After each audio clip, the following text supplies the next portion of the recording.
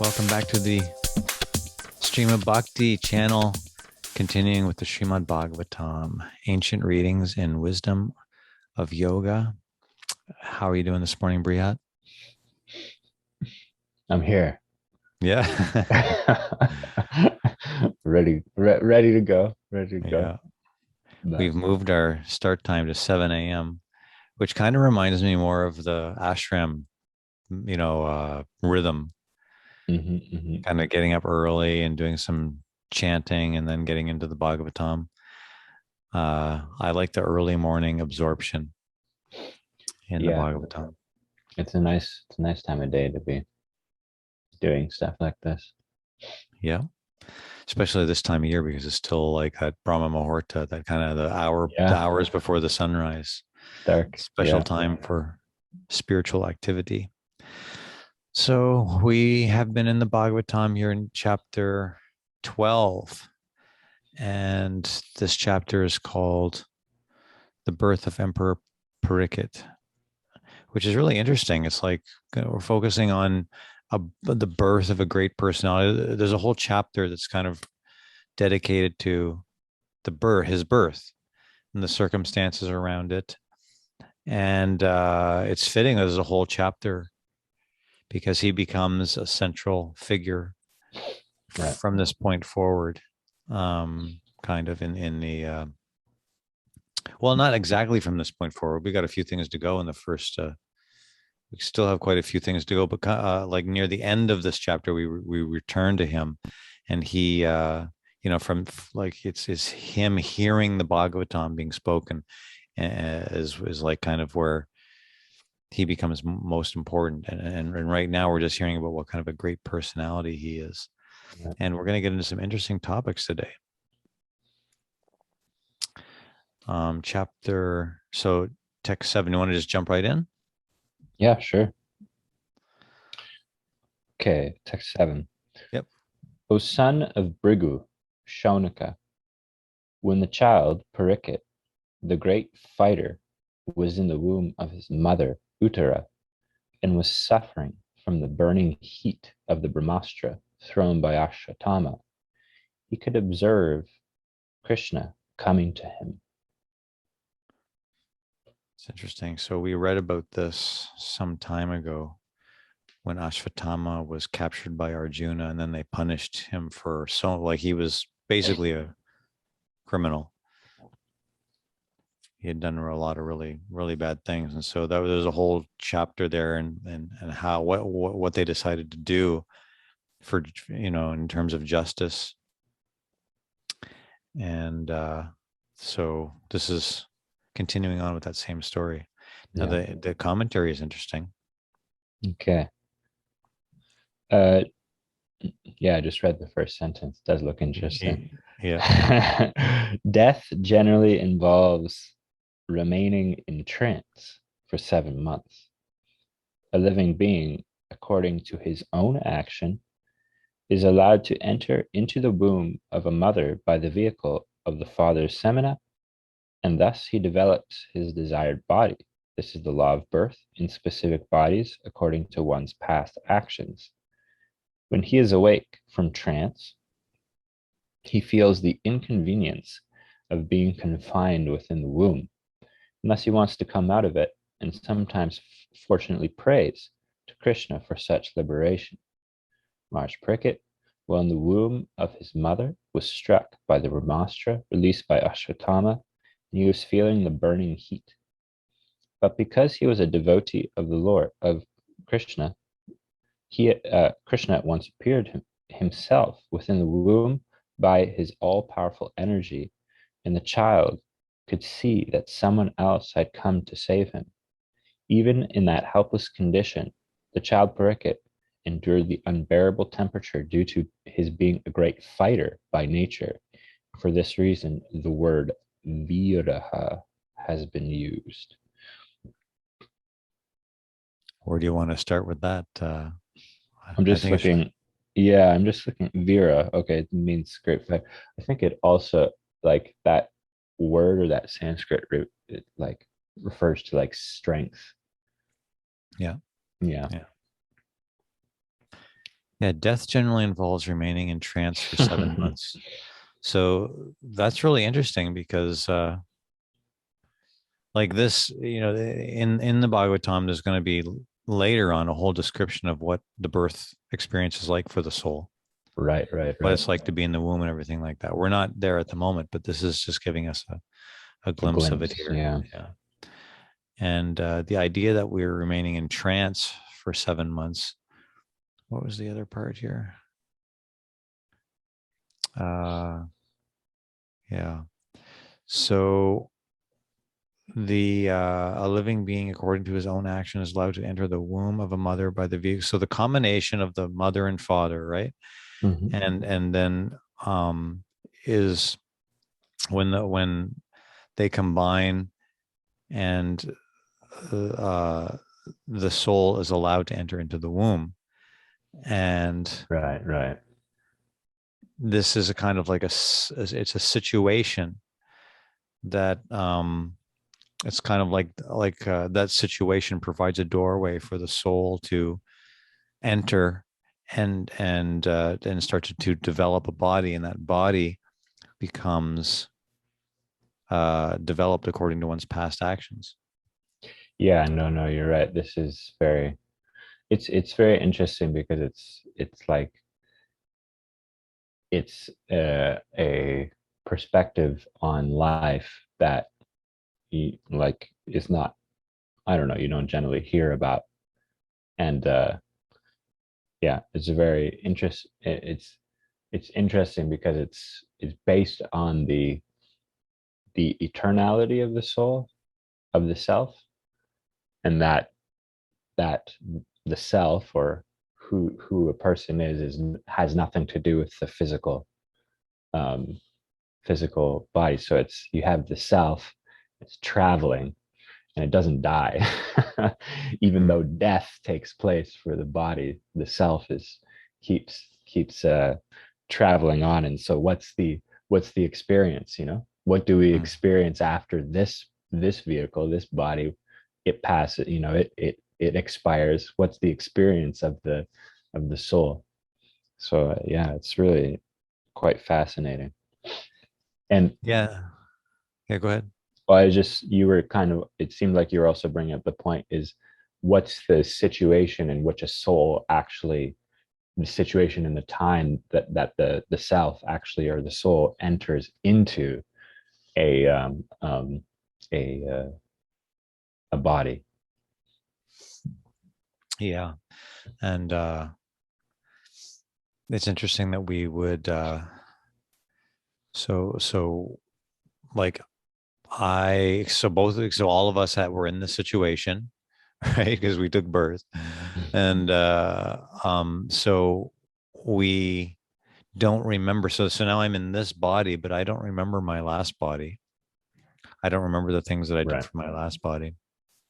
And the idea is here that like at the end of this life, my soul will leave this body, and then I'll enter another womb, and I'll be in a trance during that time.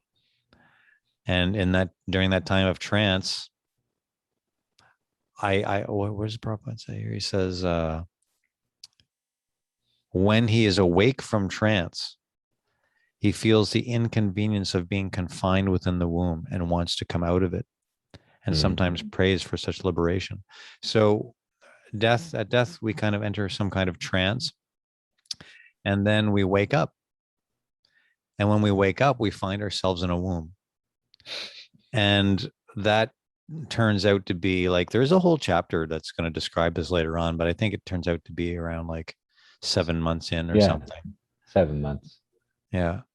And so, like, after we've been in a womb for 7 months in trance, we kind of wake up at 7 months, and we're like, maybe that would correspond.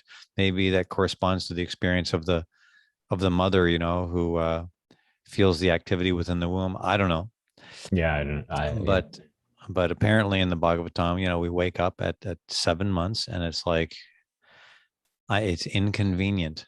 Now, Prabhupada, like the word inconvenient here is like, it has so much, um, it's kind of a heavy word in this, because like later on, when this whole situation of being in the womb is described, like that inconvenience is quite like severe, Right, right, right. that we experience while we're in the womb. And it's kind of interesting. There's this concept of how the womb is this warm, comforting place that Uh-huh, uh-huh.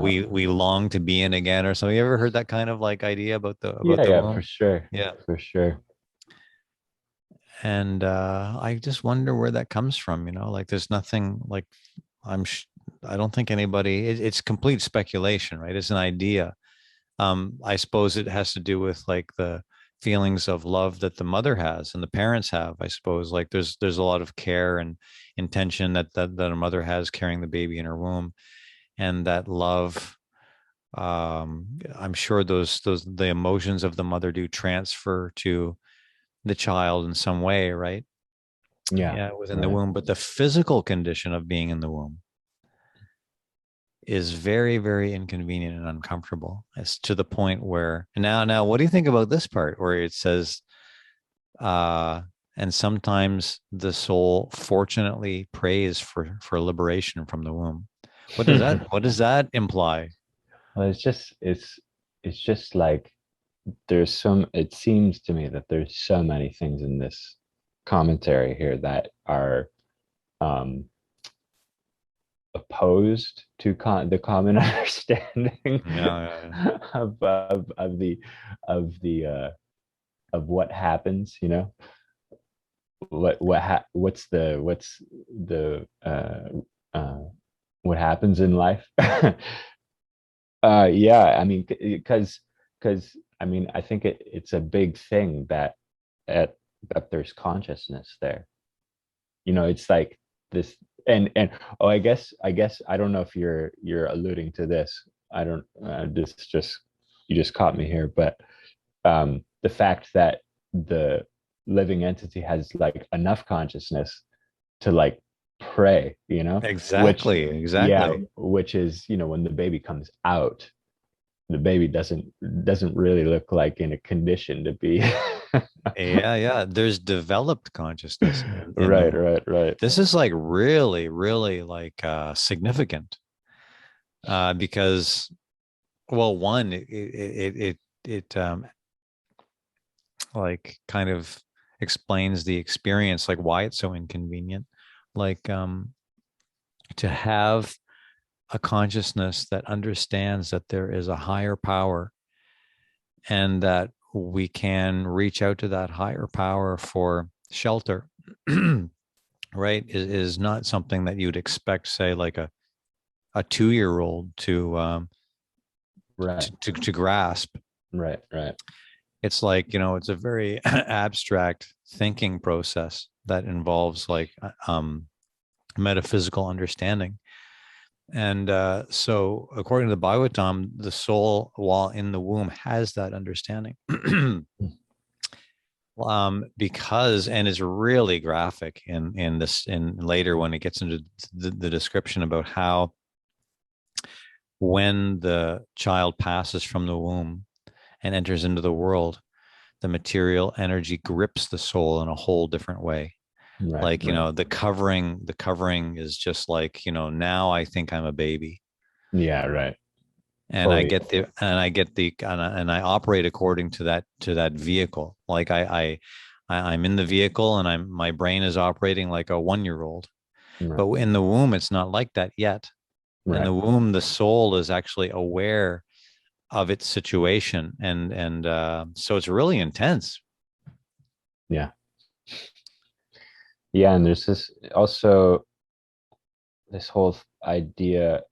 I mean, I would say the sense that you get from the Bhagavatam is that life in the world in which we live uh, is not so pleasant. Like Prabhupada uses the word here, inconvenient. Inconvenient. Yeah, It's just not a pleasant existence, no matter no matter how we want to try to make it a pleasant existence. There's just so many inconveniences as one goes through life.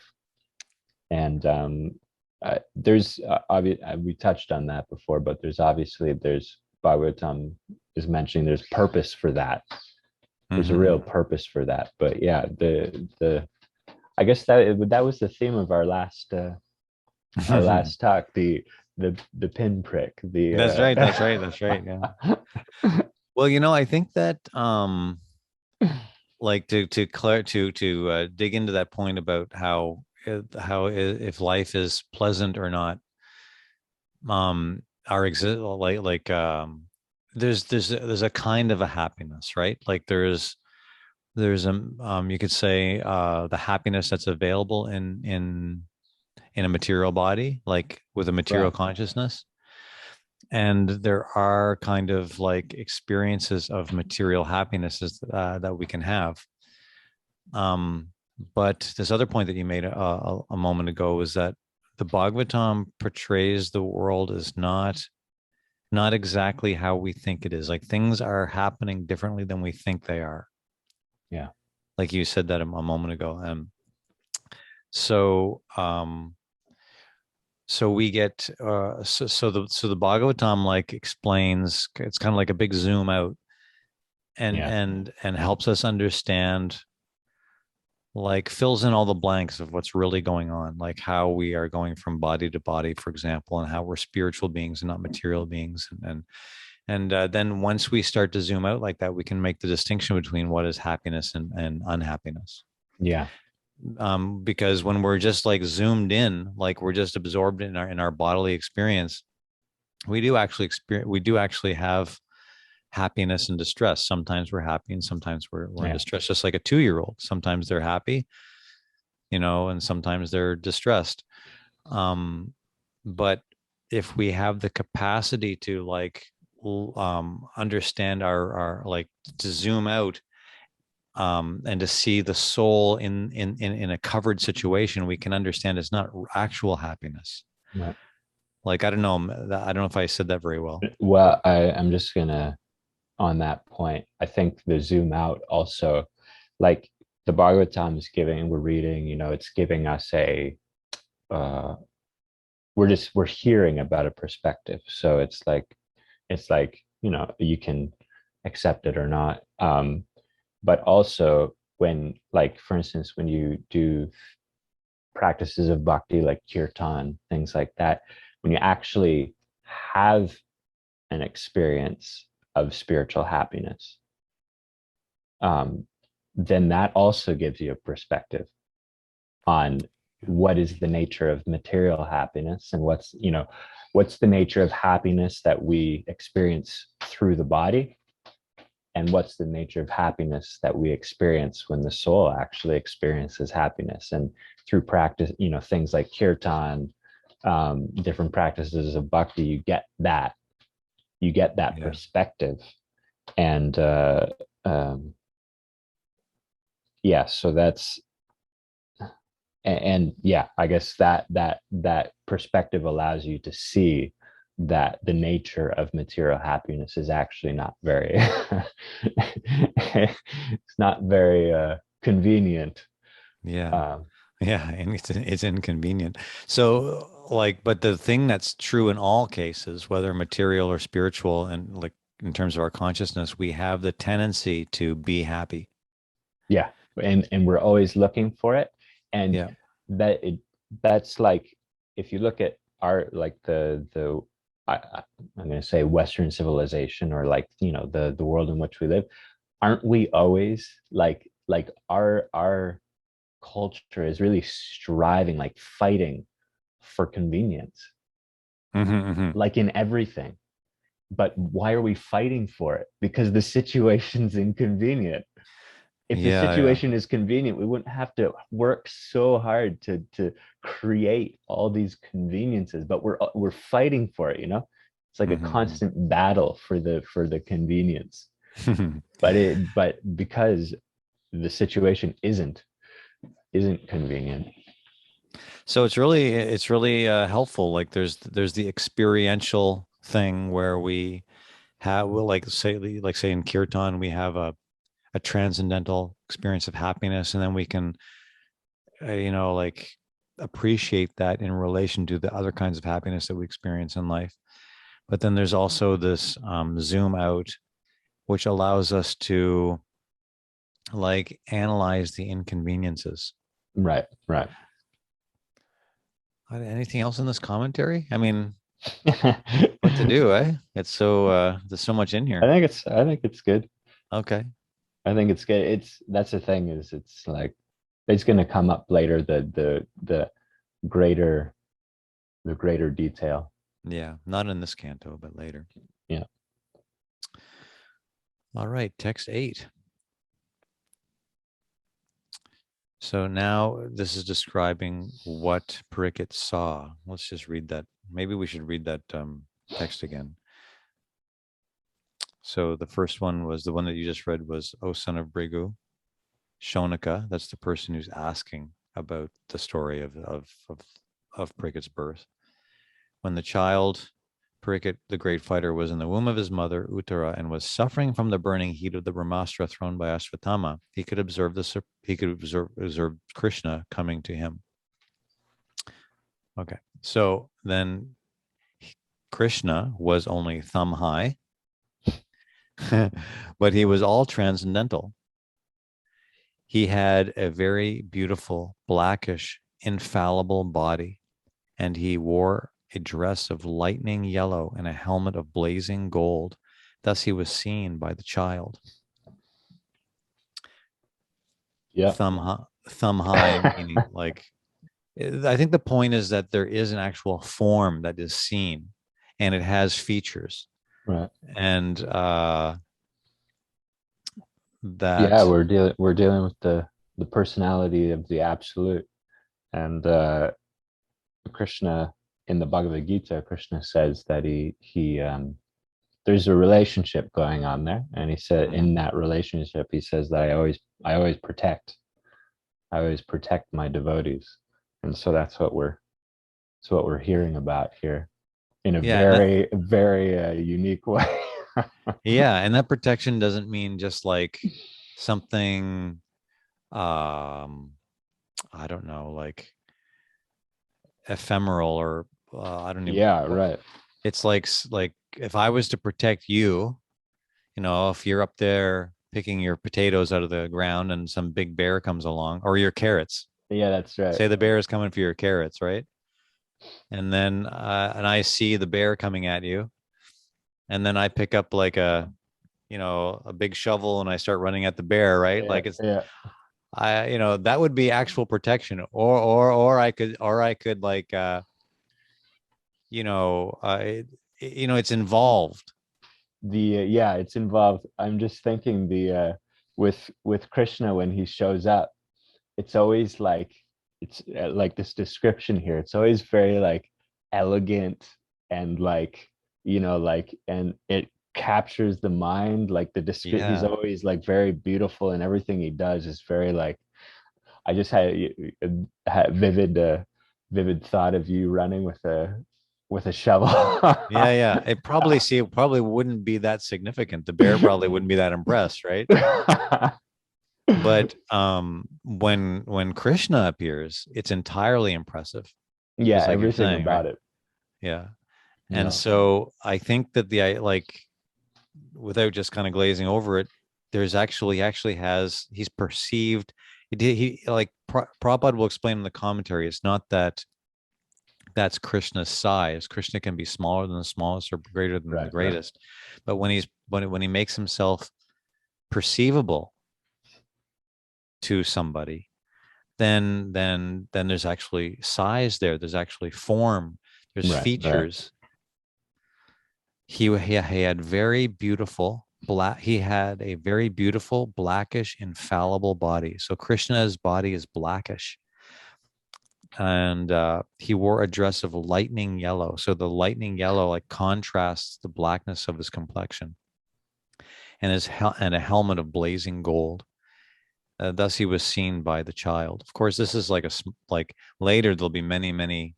Well, actually, there's more description here. Go To ahead. to my mind, this is just wild. Yeah, Like right now, it's like we're reading about like two people in a womb. Yeah. Yeah. I mean, it's really amazing. And that's what I think makes spiritual reality so attractive. It's that Uh-huh, it's like uh-huh. really like mind blowing and beautiful. Yeah, and And yeah, yeah.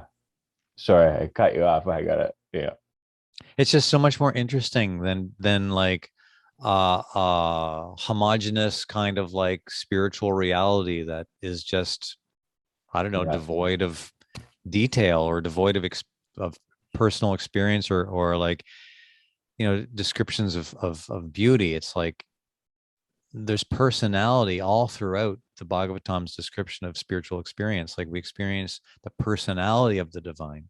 Hmm. And this is the unique thing with bhakti. Instead of just kind of like merging into a oneness and like it's just not as compelling for me as like a real relationship with the divine. And the relationship is with someone who's like absolutely beautiful, Hmm. Hmm. absolutely charming, absolutely like you know, dramatic, you Totally know, the dramatic. way, yeah. And Krishna's activities. This is, the Bhagavatam. One of the themes is the activities of Krishna and his different avatars. And his activities are always like something extraordinary because like nobody can do this, Mm-hmm, nobody can do something like this. And so his activities are, and so that's, the Bhagavatam, the whole theme there is to understand that, you know, the personality of the absolute, and Bhagavatam saying this is Krishna, and that he's not an ordinary person, and it describes who he is in many different ways. So in mm-hmm, this instance, he's doing something that nobody can do, mm-hmm. and and it's just to get all these first nine cantos. They're just to get an understanding who is the personality of the personality of the absolute, and these different things kind of like put these things in place. Mm-hmm. We'll hear about this. We'll hear about it's yeah. We'll hear about all the different activities in relation to like what he personally does, and sometimes in terms of the manifestation of the world in which we live. Those Mm-hmm. activities. Yeah. Anyway, so It's all measured. We're getting like doses along the way. yeah. Okay. Text 9. Yep. Krishna was enriched with 4 hands, earrings of molten gold, and eyes blood red with fury. As he loitered about, his club constantly encircled him like a shooting star. And this like in this translation, it starts off with the word the Lord. And you know what we've been doing is like when it says the Lord, we'll usually just say Krishna, um, because I don't know, it makes it easier hearing for some people. But sometimes it's important though to make a differentiation when Krishna is. It hasn't really mentioned another name of Krishna, but we don't usually refer to Krishna as someone with 4 hands. Right. Because he's got two. But the Lord, the idea of there being a Lord, means that, you know, there's a higher power, and that power has personality. I mean, I guess it's because of my own experience with religion that I prefer not to use the Christian like language that was very prominent in the English that Prabhupada wrote in this, because this book was written in the early 1960s, right? And Prabhupada's, you know, education came from the early 1900s, and we've mentioned this a number of times. So using like Christian terminology was quite normal. It's just a very practical and effective way to translate. Actually, it works really well. It's just some of us, you know, can't take it. Like There's a lot sometimes, of there's a lot of trauma with the yeah. with the But I mean, by this point, we can see that the conceptions of God are way different, right? Than like the Christian paradigm. Um, so, Yeah, and but the personality of like Krishna as a person, at least from the Bhagavatam, there's just so much like description of who the person is. yeah, You know, just like as much as I know you as a, you know, and your personality and like, you know, it's like the person, it's really like very elaborately described who is this person. And it's actually like a person that, you know, always exists, that we just like don't, we just completely forgot that that person has any um mhm. any involvement in our lives. But But sometimes the word the Lord is used, especially in relation to Vishnu, yeah, because the mood with the word Lord is kind of like awe and reverential. yeah, There's a mood there that implies some kind of like some awe and reverence.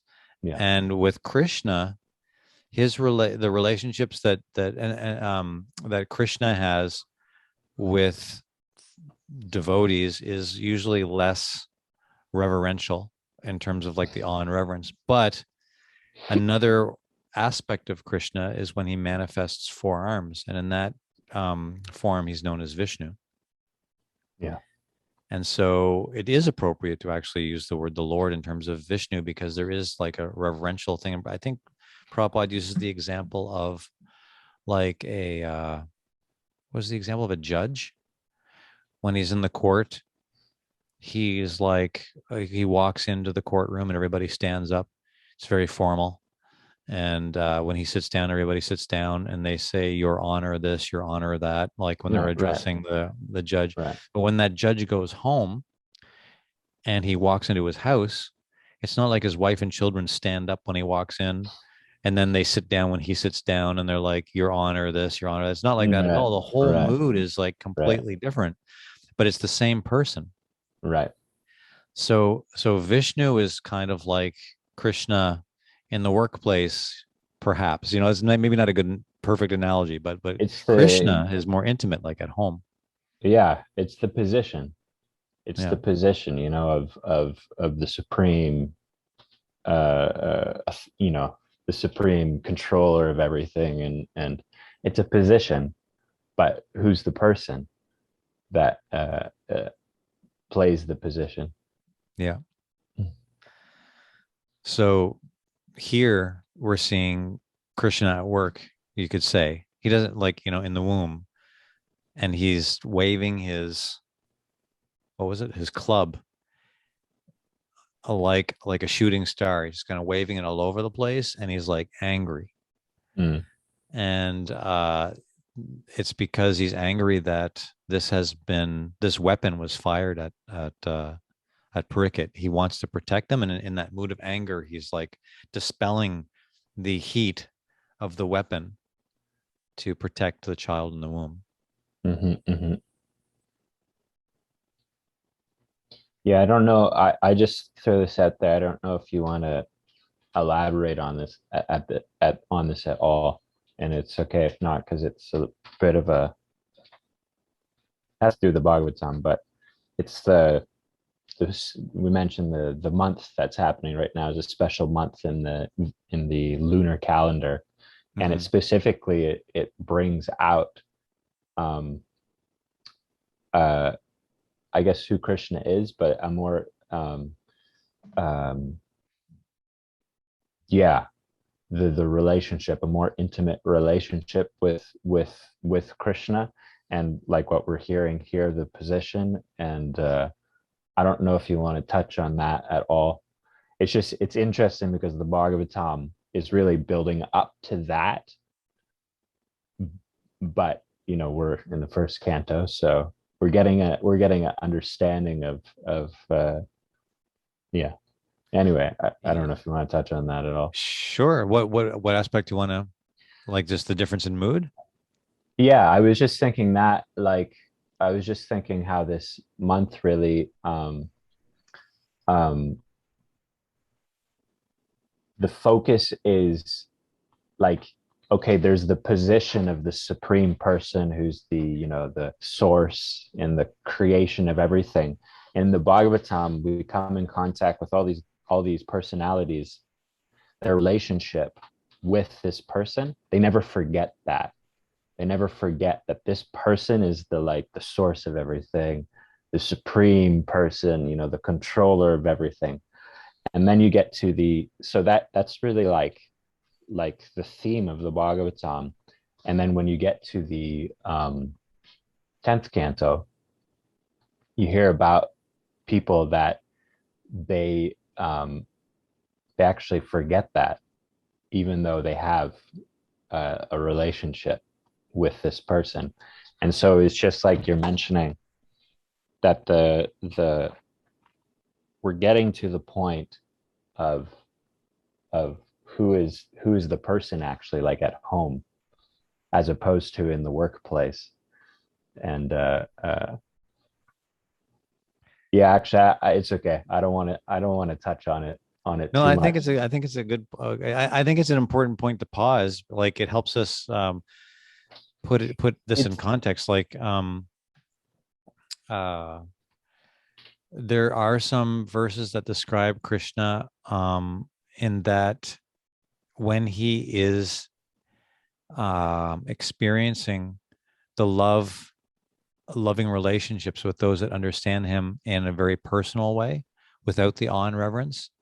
Mhm. Like for example, we'll read later in once we get into the 10th canto about how Krishna has friends that he likes to play with, and he also has different manifestations of love that have no reverence in them.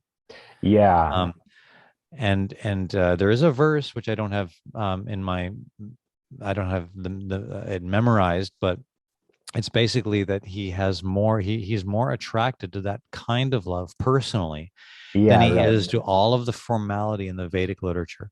We're going to chant all of these mantras and do all these rituals and all of these like things to try to attract his attention, the formalities of all of spiritual life in all kinds of different forms.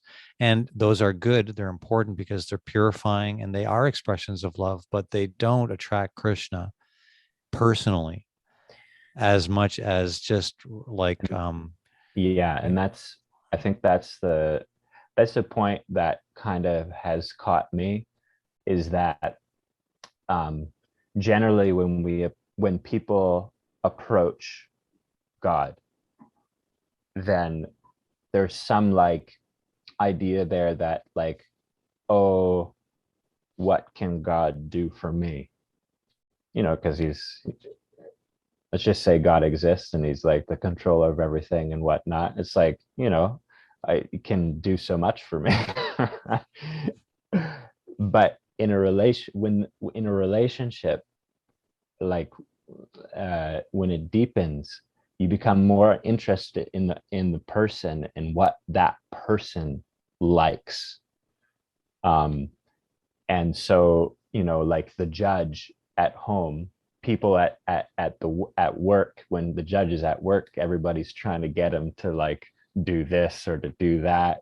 But at home, it's like the people there, I mean, the idea is that they just love him as the person, for the person he is, and it doesn't have anything to do with the position that he's in.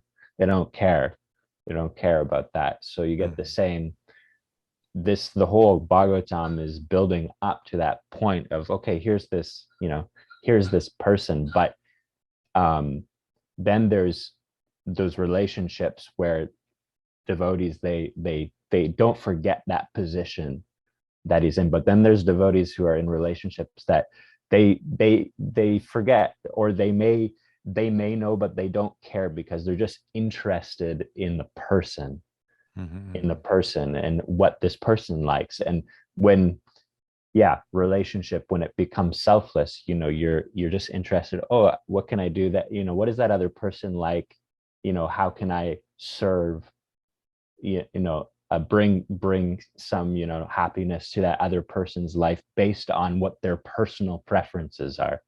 Mm-hmm. Like, what does he like to eat?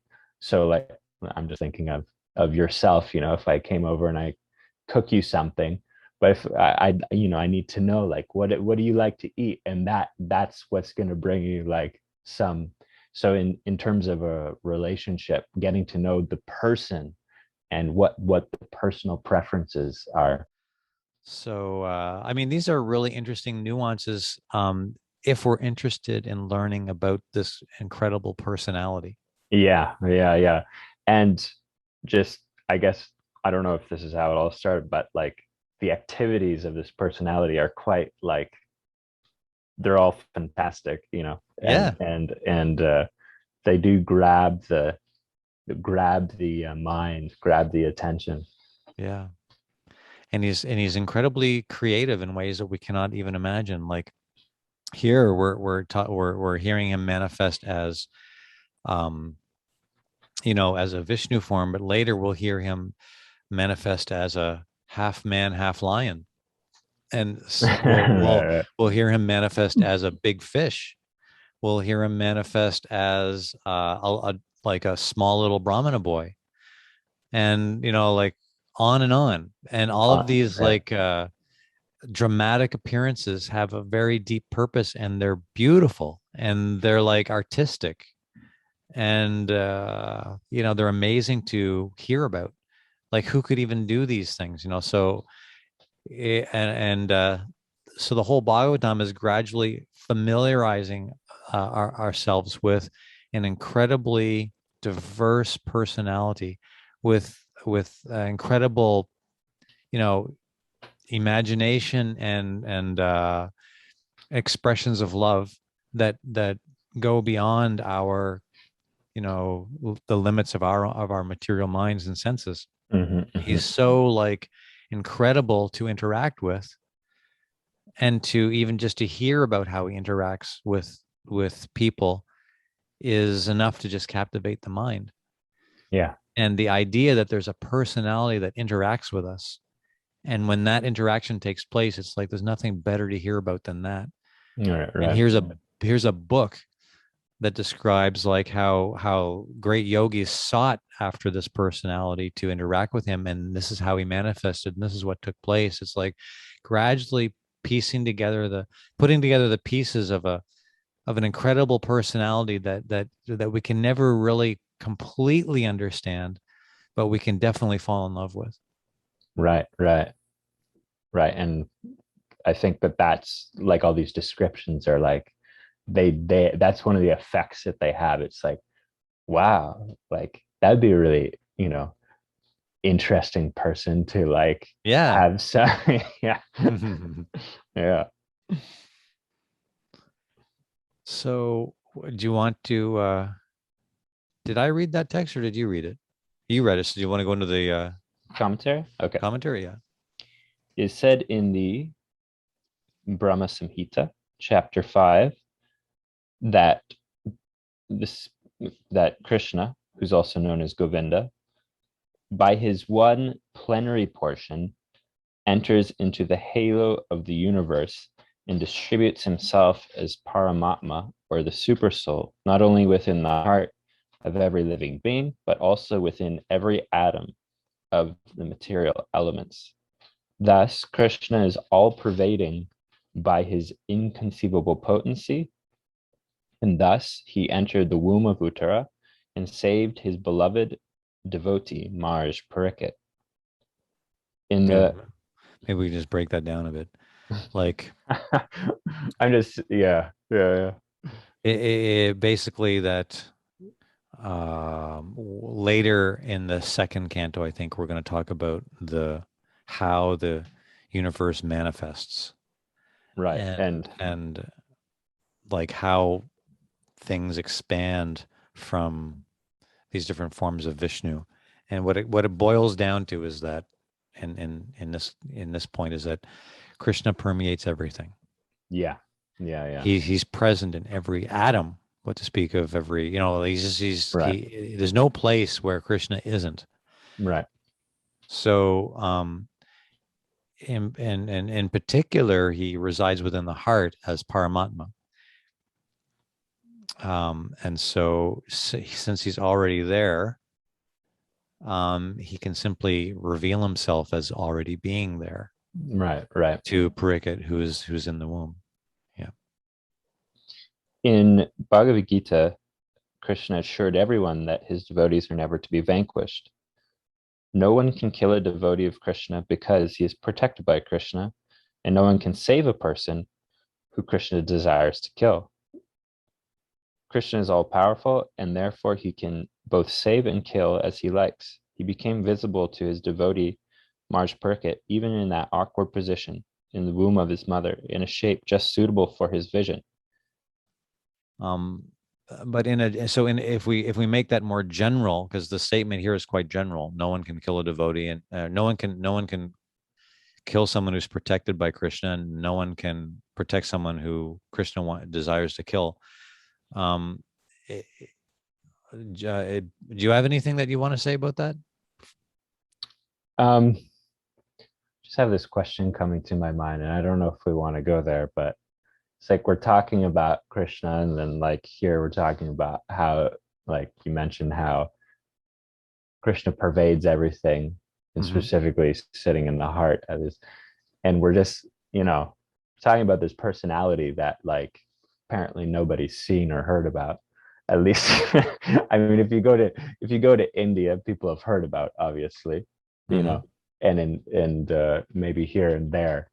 We're talking about this personality that nobody's seen or heard about, and so the question is like, okay, the question that's coming to my mind is, okay, like he's everywhere, you know, and yet we don't see him or hear about him. Like, what's going on, why is it that we're just like completely unaware of apparently this reality that's doesn't seem to have any, yeah, you might have just never even come in contact with such a reality before, or a description of reality. Mm-hmm. And then here we're saying, like, this is the reality, and but you know never seen it. So how Yeah. how does that, All right. Well, I that don't know, is for anyway. somebody that Yeah, we that's don't have for we don't have no, to that's a go good there. it's a good point. It's like that's for somebody to like basically to try to understand and to see if it's a reality or not. Does the Bhagavatam provide the landmarks that helps us make better sense of the world? Right. And does it lead to an experience of that personality or not? Right. Right. And so, like, if someone's willing to go through the effort to try to understand what's being said and to apply it in life and see, and in fact, when somebody does that, this is when Krishna, like being a person, would feels impelled to reciprocate, like how we surrender unto Krishna, as said in the Bhagavad Gita. Krishna will reveal himself accordingly. So we don't see the spiritual reality, and this is definitely called um, illusion, or eh, which is any kind of spiritual tradition is talking about the difference between being an illusion and being enlightened. Right. And so, being in illusioned condition, it's a given that we're not seeing or understanding reality because we're in illusion. Like, illusion means thinking one thing to be another, or like not seeing Right. things as they are. And Right. so the idea is that we're in illusion. So if we don't think we're in illusion, if we think that we are seeing everything and everything can be understood through our sense perception, there's nothing more to be understood than what can be understood with my eyeballs and my nose and whatever I can think about in my brain currently, then there's no then if that's our conviction, then we may not really be attracted to Right, right. these teachings. Um, When you said what I can think about in my brain, it just uh, like it was the tone of voice was like, like um I guess it was a loaded statement. yeah, that's right. My brain is so insignificant. Yeah. But like Krishna does say in the Bhagavad Gita that of many people who like there'll be very few people who will take interest in terms of a percentage of the population in illusion.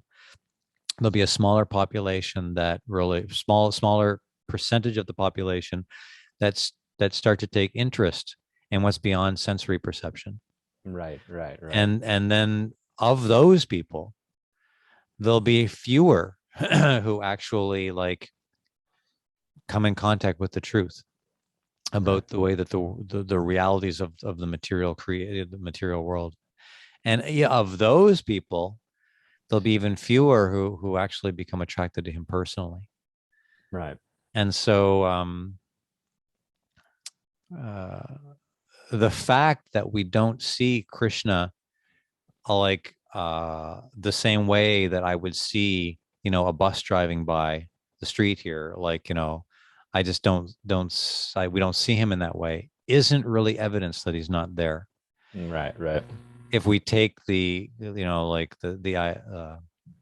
the whole idea, the whole concept that we're actually, the purpose of the Bhagavatam is to bring us out of illusion. If we don't think that we're an illusion, we have no attraction um, to try to deal with that situation, then this wouldn't be so compelling or maybe perhaps interesting to read about.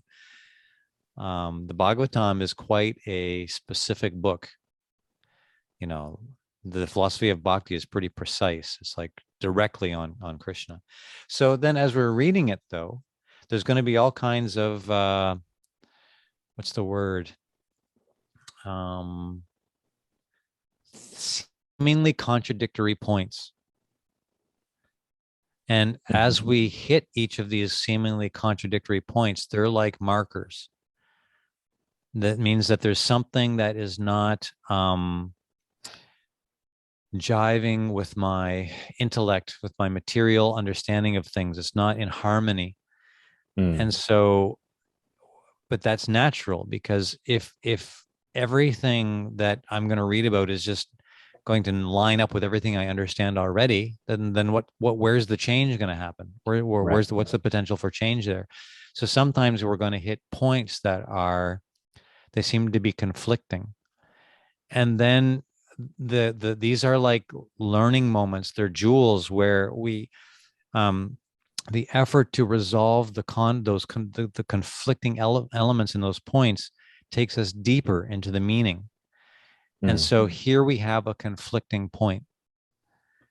And the conflicting point is that there's this, we've just been talking about this amazing personality who's like, like the judge at home, where everybody loves him, and he's just interested in having loving exchanges. But it's talking about some persons are killed by Krishna and some persons are protected by Krishna. This is this is a conflicting issue. It doesn't Right, seem right, to line up with what we've been talking about. So now, if we can disentangle that, it's going to take us another level deeper into right, understanding right. this person. Yeah. And also, I would say the contradictory point is that, it's said that the supreme person is all good, and Yes. so killing someone doesn't really Yeah. always fit the category of good. Yeah. And I just looked at the time now, like it's I time know, just I know. whips by. What is it? I'm not sure how long we've been talking now, at least an hour. It's been a little over an hour Okay. Okay. So we're because going we to have to wrap this up. started a little late, but Right.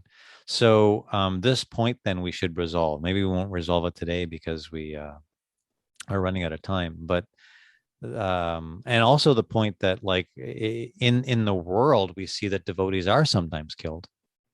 like people who practice Right. bhakti are in fact sometimes killed. And here it says they're never killed.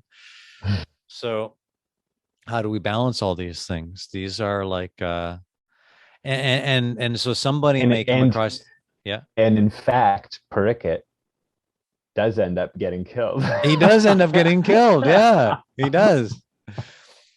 And so these are like seems to be contradictions. And so somebody who's not already deeply invested or interested in these topics would be like, oh well, this is like, look at this I don't know, they'd tune out, Right, right, right? It'd be like, hey, whatever.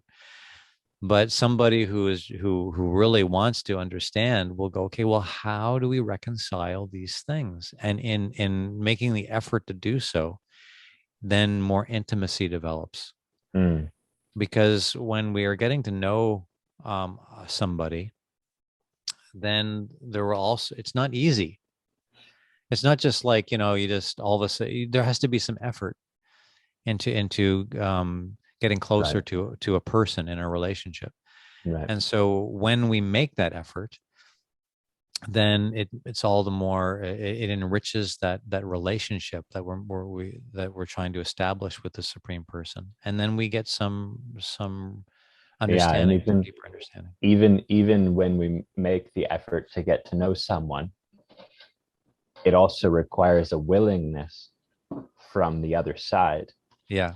The person on the other side also has to be willing to reveal themselves and to be willing to engage in the exchange, and Mm-hmm. or else there's no the relationship. It's not really a relationship. Mm-hmm. And yeah, All right, well, let's leave that as our pick up. We'll it's pick up on good. that It's point. good. Yeah. I mean, if the contradiction has caught anybody's attention, Mm-hmm. then it's something you can kind of like think about. Yeah, look forward to discuss Yeah, next week. Yeah. Cool. All right. Thanks, Brihad. That was fun.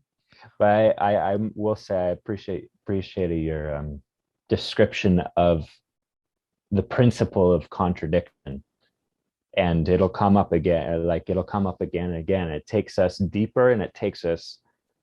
I was just hearing it takes us past our